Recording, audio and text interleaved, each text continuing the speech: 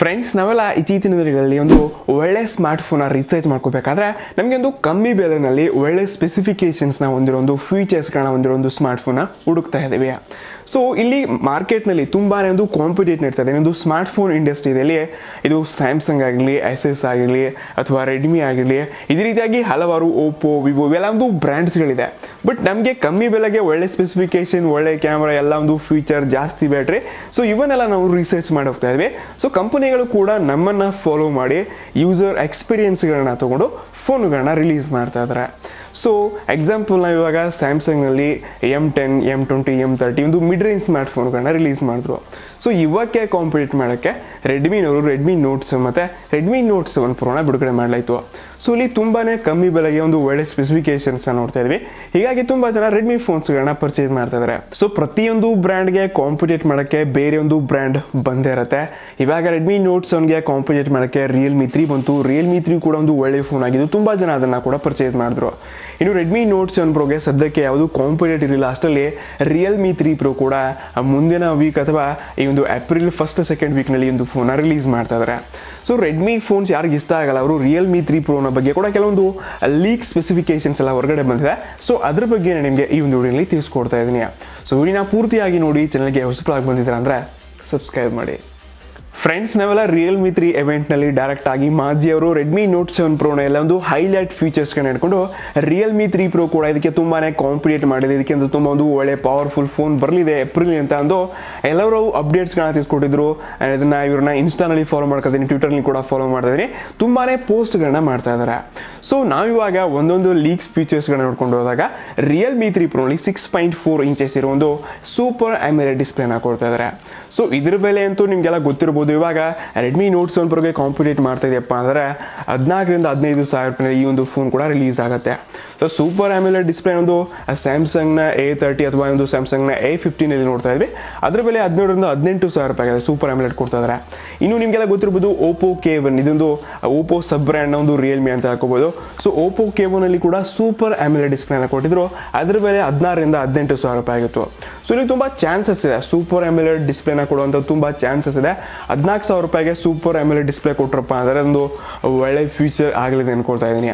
ಮತ್ತು same as ಒಂದು ಅದು ಪಂಚ್ ಹೋಲ್ ಕ್ಯಾಮ್ರಾ ಆಗಲಿ, ಆ ರೀತಿ ನಾವು ಎಕ್ಸೆಪ್ಟೇಷನ್ ಇಟ್ಕೊಳ್ತಾ ಇಲ್ಲ. ಇಲ್ಲಿ ನಮಗೆ ಡ್ಯೂ ಡ್ರಾಪ್ ನಾಚ್ ನಾರ್ಮಲ್ ಆಗಿ ಯಾವ ರೀತಿ ಒಂದು Realme 3 ಇತ್ತು, ಅದೇ ರೀತಿಯಾಗಿ ನಾವು ಇಲ್ಲಿ ಕೂಡ ಒಂದು ಡ್ಯೂ ಡ್ರಾಪ್ ನಾಚ್ನ ನೋಡ್ತಾ ಇದ್ದೀವಿ. ಇನ್ನು ನೆಕ್ಸ್ಟ್ ಈ ಒಂದು ಫೋನ್ನ ಬಿಲ್ಡ್ ಕ್ವಾಲಿಟಿ ಮತ್ತು ಒಂದು ಡಿಸೈನ್ ನೋಡ್ಕೊಂಡಾಗ ರೆಡ್ಮಿ ನೋಟ್ 7 ಒಂದು ಗ್ಲಾಸ್ ಬಾಡಿನ ಕೊಡ್ತಾ ಇದ್ದಾರೆ. ಸೊ ಹಿಂದಿನ ಭಾಗನ ಒಂದು Realme 3 ಒಂದು ಈ ರೀತಿಯಾದ ಒಂದು ಪ್ಲಾಸ್ಟಿಕ್ ಬಾಡಿ ಮತ್ತು ಒಂದು ಸ್ವಲ್ಪ ಫಿನಿಶಿಂಗ್ ಇತ್ತು, ಗ್ಲಾಸಿ ಫಿನಿಶಿಂಗ್ ಇತ್ತು. ಬಟ್ ಇಲ್ಲಿ ಗ್ಲಾಸ್ ಇರಲಿಲ್ಲ. ಸೊ ಈ ಬಾರಿ Realme 3 ಪ್ರೋನಿಂದು ಗ್ಲಾಸ್ ಡಿಸೈನ್ ನೋಡ್ತಾ ಇದ್ವಿ, same as Redmi note 7 pro. So ಈ ರೀತಿಯಾದ ಒಂದು ಡಿಸೈನ್ನ ಕೊಡ್ತಾರೆ. ಮತ್ತು ಸೈಡ್ ಎಜಸ್ ಎಲ್ಲ ಒಂದು ಮೆಟಾಲಿಕ್ನಿಂದ ತಯಾರಾಗಲಿದೆ ಅಂತ ಒಂದು ಲೀಕ್ಸ್ ನ್ಯೂಸ್ಗಳನ್ನ ನೋಡ್ತಾ ಇದ್ವಿ. ಸೊ ಫ್ರೆಂಡ್ಸ್, ವಿಡಿಯೋ ಇಷ್ಟ ಆಗ್ತಿತ್ತಂದರೆ ಲೈಕ್ ಮಾಡೋಕ್ಕೆ ಮರಿಬೇಡಿ. ಇನ್ನು ನೆಕ್ಸ್ಟ್ Realme ಮೇನ್ ಹೈಲೈಟ್ ಮಾಡಿರೋ ಫೀಚರ್ ಏನಪ್ಪ ಅಂತಂದರೆ, ಈ ಒಂದು ಸ್ಮಾರ್ಟ್ ಫೋನಲ್ಲಿ ಪವರ್ ತುಂಬಾ ಇಂಪಾರ್ಟೆನ್ಸ್ ಇದೆ. ಇದನ್ನು ಯೂಸರ್ ಎಕ್ಸ್ಪೀರಿಯನ್ಸ್ ಪ್ರಕಾರ ಒಂದು ಫೋನ್ನ ಬಿಲ್ಡ್ ಮಾಡ್ತಾ ಇದ್ವಿ. ನಾನು ಕೆಲವೊಂದು ಪೋಸ್ಟ್ಗಳನ್ನ ನೋಡಿದ್ದೀನಿ, ಹಲವಾರು ವಿಡಿಯೋ ಇಂಟರ್ವ್ಯೂಗಳನ್ನ ಕೂಡ ನೋಡಿದ್ದೀನಿ. ಎಲ್ಲ Realmeನವರು ಇದ್ರ ಬಗ್ಗೆ ತುಂಬಾ ಹೇಳಿದರೆ ಪವರ್ ತುಂಬಾ ಇಂಪಾರ್ಟೆನ್ಸ್ ನಮ್ಮ ಯೂಸರ್ಗಂತ. ಸೊ ನನಗೆ ಅನ್ಸಿದ ಪ್ರಕಾರ ಒಂದು ಫೋನಲ್ಲಿ 4,000 mAh ಅಥವಾ 4,230 mAh ಬ್ಯಾಟ್ರಿನ ಕೊಡ್ಬೋದು. ಏನಪ್ಪ ಇದು ಕಾಮನ್ ಇದೆ ಅಲ್ವಾ, ನಮಗೆಲ್ಲ 5,000 mAh ಸಿಗ್ತದೆ, ಮತ್ತು ಇದೇನು ಕಾಮನ್ ಅಂತ ಇರ್ಬೋದು. ಬಟ್ ಇಲ್ಲಿ ಇಂಪಾರ್ಟೆನ್ಸ್ ಏನಪ್ಪ ಅಂತಾರೆ, ನನಗೆ ಅನ್ಸಿದ ಪ್ರಕಾರದಿಂದ ನಿಮಗೆಲ್ಲ ಗೊತ್ತಿರ್ಬೋದು Oppo F11 ಪ್ರೋನಲ್ಲಿ ವೂಕ್ ಚಾರ್ಜಿಂಗ್ ಸಪೋರ್ಟ್ ಇತ್ತು, ನಿಮಗೆ ಫಾಸ್ಟ್ ಚಾರ್ಜಿಂಗ್ ಸಪೋರ್ಟ್ ಇತ್ತು. ಕೇವಲ 1 ಗಂಟೆಯಲ್ಲಿ ನಮಗೆ 70-80 ಅಥವಾ 60-70% ಚಾರ್ಜಿಂಗ್ ಮಾಡುವಂಥ ಒಂದು ಕೆಪಾಸಿಟಿ ಹೊಂದಿತ್ತು ವೂಕ್ ಚಾರ್ಜರ್ನಲ್ಲಿ. ಸೊ ಆ ಒಂದು ಅಡಾಪ್ಟರ್ ಚಾರ್ಜಿಂಗ್ ಸಿಸ್ಟಮ್ನ ಏನಾದರೂ ಇಲ್ಲಿ ಕೊಟ್ಟರಪ್ಪ ಅಂದರೆ ತುಂಬಾ ಇಂಟ್ರೆಸ್ಟಿಂಗ್ ಇರುತ್ತೆ. ಆ ಒಂದು ಫೀಚರ್ಸ್ ನಾನಿಲ್ಲಿ ಎಕ್ಸೆಪ್ಟ್ ಮಾಡ್ತಾ ಇದ್ದೀನಿ, ಸಿಗಬಹುದು ಕೊಟ್ಟರೆ ಅಂದರೆ ತುಂಬಾ ಹವಾ ಮಾಡುತ್ತೆ ರೆಡ್ಮಿ ನೋಟ್ 7 ಪ್ರೋಕ್ಕಿಂತ. ಇನ್ನು ನೆಕ್ಸ್ಟ್ ಈ ಒಂದು ಫೋನಲ್ಲಿ ಇನ್ ಸ್ಕ್ರೀನ್ ಫಿಂಗರ್ ಪ್ರಿಂಟ್ ಕೂಡ ಇದೆ ಅಂತ ಹೇಳ್ತಾ ಇದ್ದಾರೆ. ಬಟ್ ಇದು ಚಾನ್ಸೇ ಇಲ್ಲ ಅನ್ಕೊಳ್ತಾ ಇದ್ದೀನಿ. Oppo F11 ಪ್ರೋನಲ್ಲಿ ಇನ್ ಸ್ಕ್ರೀನ್ ಫಿಂಗರ್ ಪ್ರಿಂಟ್ ಇತ್ತು. ಆ ಒಂದು ಫೋನ್ನ ಬೆಲೆ 20,000-22,000 ರೂಪಾಯಿ ಬೆಲೆ ಆಗಿತ್ತು.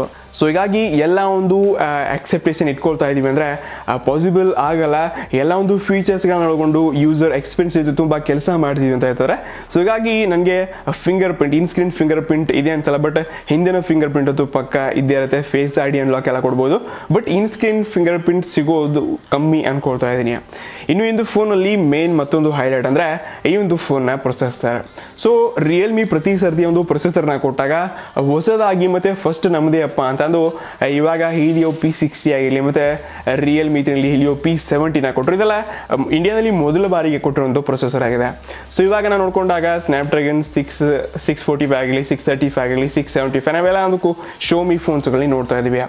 ಸೊ ನನಗೆ ಅನಿಸಿದ ಪ್ರಕಾರ ಇದೇ ರೀತಿಯಾಗಿ ಇನ್ನಷ್ಟು ಒಂದು ಪವರ್ಫುಲ್ ಒಂದು ಡಿವೈಸ್ ಆಗಬೇಕಾಗಿದೆ ಅಂದರೆ ರಿಯಲ್ಮಿ ನೋಡೋದ್ರಲ್ಲಿ ಸ್ನ್ಯಾಪ್ಡ್ರ್ಯಾಗನ್ 710 ಕೊಟ್ಟರೆ ಇದು ಅಷ್ಟೊಂದೇನೋ ಮ್ಯಾಚ್ ಆಗಲ್ಲ, ಅಂದರೆ ತುಂಬ ಡಿಫ್ರೆನ್ಸ್ ನೋಡೋಲ್ಲ. ಇದನ್ನೇ ಏನಾದ್ರು ಸ್ನ್ಯಾಪ್ಡ್ರ್ಯಾಗನ್ 712 ಕೊಟ್ಟರಪ್ಪ ಅಂದರೆ 712 ಒಂದು ಪ್ರೊಸೆಸರ್ ಇದೆ ಹೊಸದಾಗಿ. ಆ ಒಂದು ಪ್ರೊಸೆಸರ್ ಏನಾದರೂ ಈ ಒಂದು ಫೋನಲ್ಲಿ ನಾವು ನೋಡಿದ್ವಿಯಪ್ಪ ಅಂದರೆ ಅದು ತುಂಬಾ ಒಂದು ಇಂಟ್ರೆಸ್ಟಿಂಗ್ ಫೀಚರ್ ಆಗುತ್ತೆ. ಅಲ್ಲಿ ಎರಡೇನೋ ಒಂದು ಡಿಸ್ಟೆನ್ಸ್ನ ನೋಡ್ತಾ ಇದ್ವಿ, ಅದು ಅಂಕಿ ಮಾತ್ರ, ಬಟ್ ತುಂಬಾ ಒಂದು ಡಿಫ್ರೆನ್ಸ್ನ ನಾವು ಒಂದು ಪ್ರೊಸೆಸರಲ್ಲಿ ನೋಡ್ತಾ ಇದ್ವಿ. ಸೊ ಈ ಒಂದು ಪ್ರೊಸೆಸರ್ ಕೇವಲ 14,000 to 15,000 ರೂಪಾಯಿಗೆ ಇಂಥ ಒಂದು ಎಲ್ಲ ಫೀಚರ್ಸ್ಗಳು ರಿಯಲ್ಮಿನವ್ರು ಕೊಟ್ಟರಪ್ಪ ಅಂದರೆ ಇಂಟ್ರೆಸ್ಟಿಂಗ್ ಇರುತ್ತೆ, ಅಂದರೆ ಕಾಂಪಿಟೇಟ್ ಆಗುತ್ತೆ. ಇನ್ನು ಕೊನೆಯದಾಗಿ ನಾವಿವಾಗ ಟ್ರೆಂಡ್ ಆಗಿ ನೋಡ್ತಾ ಇದ್ವಿ ಎಲ್ಲ ಸ್ಮಾರ್ಟ್ ಫೋನ್ಸ್ಗಳಲ್ಲಿ 48 ಮೆಗಾ ಪಿಕ್ಸೆಲ್ ಕ್ಯಾಮ್ರಾ. ಬಟ್ ನನಗೆ ಅನಿಸಿದ ಪ್ರಕಾರ ರಿಯಲ್ಮಿ 3 ಪ್ರೋನಲ್ಲಿ 48 ಮೆಗಾ ಪಿಕ್ಸೆಲ್ ಕ್ಯಾಮ್ರಾನ ಕೊಡ್ತಾ ಇಲ್ಲ. ಸೊ ಯೂಸರ್ ಎಕ್ಸ್ಪೀರಿಯನ್ಸ್ ಒಂದು ಫೋನ್ನ ಬಿಲ್ಡ್ ಮಾಡ್ತಾ ಇದ್ದಾರೆ, ಬೇರೆ ರೀತಿಯಾದ ಹಲವಾರು ಫೀಚರ್ಸ್ಗಳನ್ನ ಕೊಡ್ತಾ ಇದ್ದಾರೆ. ನಾವು 48 ಮೆಗಾ ಪಿಕ್ಸೆಲ್ ಕೊಡಲ್ಲ, ಬಟ್ ಒಂದು ಒಳ್ಳೆ AI ಮೂಡ್ನ ಒಂದು ರಿಸರ್ಚ್ ಮಾಡ್ತಾ ಇದ್ವಿ. ಇದರಲ್ಲಿ ನಿಮಗೆ ಒಳ್ಳೆ ಕ್ವಾಲಿಟಿ ಫೋಟೋಗಳನ್ನ ತಕ್ಕೋಬಹುದು ಅಂತ ಒಂದು ಆಪ್ಷನ್ ಕೊಟ್ಟಿದ್ದೀವಿ ಅಂತ ನಾನು ಕೆಲವೊಂದು ಇಂಟರ್ವ್ಯೂ ವಿಡಿಯೋಗಳು ನೋಡಿದ್ದೀನಿ, ಅದರ ಬಗ್ಗೆ ನಿಮಗೆ ನನ್ನ ಅಕ್ಸೆಪ್ಟೇಷನ್ ಮಾತ್ರ ತಿಳಿಸ್ಕೊಡ್ತಾ ಇದ್ದೀನಿ. ಸೊ ಏನು ಗೊತ್ತಿಲ್ಲ, ಸೋನಿ ಸೆನ್ಸರ್ ಸೇಮ್ ಸೆನ್ಸರ್ ಆಗಿ ನಿಮಗೆ ಇಲ್ಲಿ ಕೂಡ 48 ಮೆಗಾ ಪಿಕ್ಸೆಲ್ ಸಿಗಬಹುದು, ಬಟ್ ಚಾನ್ಸಸ್ ಕಮ್ಮಿ ಇದೆ ಅನ್ಕೊಳ್ತಾ ಇದ್ದೀನಿ. ಸೊ ಇದು ಬಿಟ್ಟರೆ ಈ ಒಂದು ಫೋನಲ್ಲಿ ಡೆಡಿಕೇಟ್ ಸಿಮ್ ಸ್ಲಾಟ್ ಆಗಲಿ 3.5mm ಹೆಡ್ಫೋನ್ ಜಾಗ ಆಗಲಿ, ಸೊ ಎಲ್ಲ ಒಂದು ನಾರ್ಮಲ್ ಫೀಚರ್ಸ್ಗಳನ್ನ ನಾವು ನೋಡ್ತಾ ಇದ್ವಿ. ಸೊ ಬೆಲೆನಲ್ಲಿ ಕೂಡ ಸೇಮ್ ಒಂದು ಅದೇ ಒಂದು ಪ್ರೈಸ್ ಇರುತ್ತೆ ಅನ್ಕೋತಾ ಇದ್ದೀನಿ. ಮತ್ತು ಈ ಒಂದು ಫೋನಲ್ಲಿ 3 ವೇರಿಯಂಟ್ಗಳನ್ನ ಕೊಡ್ತಾ ಇದ್ದಾರೆ. ಸೊ ಅದೊಂದು 464, 664 ಮತ್ತು 8GB ಫೋನ್ ಕೂಡ ಇದರಲ್ಲಿ ಹೊಸದಾಗಿ ಲಾಂಚ್ ಮಾಡ್ತಾ ಇದ್ದಾರೆ. ಅದು ಕೂಡ 128GB ಇಂಟರ್ನಲ್ ಸ್ಟೋರೇಜ್ ನಮಗೆ ಸಿಗ್ತಾ ಇದೆ. ಸೊ 3 ವೇರಿಯಂಟ್ಸ್ ಜೊತೆ ಒಂದು ಫೋನ್ನ ರಿಲೀಸ್ ಮಾಡ್ತಾ ಇದ್ದಾರೆ. ಸೊ ಇದಷ್ಟು ಲೀಕ್ಸ್ ನ್ಯೂಸ್ ಆಗಿತ್ತು. ಇನ್ನು ಎಷ್ಟರ ಮಟ್ಟಿಗೆ ಈ ಒಂದು ಫೋನ್ ರಿಲೀಸ್ ಆಗಿ ಏನೆಲ್ಲ ಒಂದು ಒಳಗೊಂಡಿರೋ ಒಂದು ಹೊಸ ಫೀಚರ್ಸ್ ನೋಡ್ಕೊಂಡು ಬಂದಿರುತ್ತೆ. ಸೊ ಅದನ್ನು ಕಾಯ್ಬಿಟ್ಟು ನೋಡೋಣ, ಇದನ್ನು ಅನ್ಬಾಕ್ಸಿಂಗ್ ಕೂಡ ಮಾಡ್ತೀನಿ. ಸೊ ಯಾರಿಗೆ ರೆಡ್ಮಿ ಫೋನ್ಸ್ ಮತ್ತು ಸ್ಯಾಮ್ಸಂಗ್ ಫೋನ್ಸ್ ಎಲ್ಲ ನನಗೆ ಆ ರೀತಿಯಾದ ಒಂದು ಫೋನ್ಸ್ ಇಷ್ಟ ಆಗಲ್ಲ ಅನ್ನೋರು ರಿಯಲ್ಮಿ 3 ಪ್ರೋ ಅಥವಾ ರಿಯಲ್ಮಿ 3ನ ಕೂಡ ಫ್ರೆಂಡ್ಸ್ ನೀವು ಕೊಡ್ಬೋದು. ಸೊ ವೆಯ್ಟ್ ಮಾಡಿ ಅನ್ಬಾಕ್ಸಿಂಗ್ ಮಾಡೋಣ ಅಂತೆ. ಸೊ ವಿಡಿಯೋ ಇಷ್ಟ ಆಗ್ತಂದ್ರೆ ಲೈಕ್ ಮಾಡಿ, ನಿಮ್ಮ ಫ್ರೆಂಡ್ಸ್ ಜೊತೆ ಕೂಡ ವಿಡಿಯೋನ ಶೇರ್ ಮಾಡಿ.